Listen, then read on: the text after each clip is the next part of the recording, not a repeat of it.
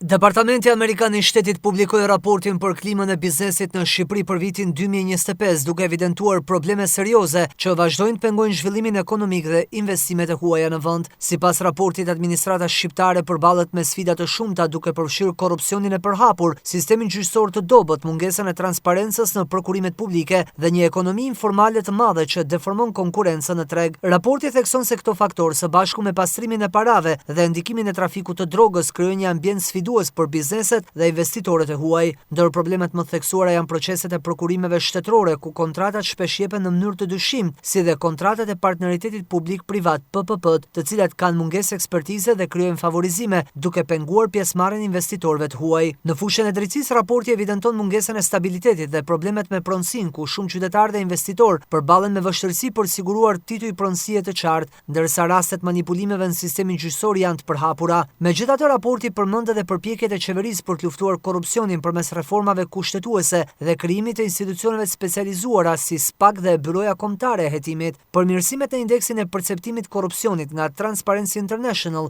tregojnë një avancim modest, por investitorët amerikanë dhe të huaj mbeten të kujdesshëm për shkak mungesës së stabilitetit ligjor dhe ndryshimeve të shpeshta në politikat fiskale. Investimet direkte amerikane në Shqipëri u rritën në $382 milion në 2024, por ky nivel konsiderohet ende modest për shkak të klimës së pasigurt për biznes. Raporti përfundon duke vënë në dukje nevojën për përmirësim të mëtejshëm në sistemin gjyqësor dhe për një qeverisje më transparente, në mënyrë që Shqipëria të shfrytëzojë plotësisht potencialin e saj ekonomik dhe të tërheqë investimet më të mëdha.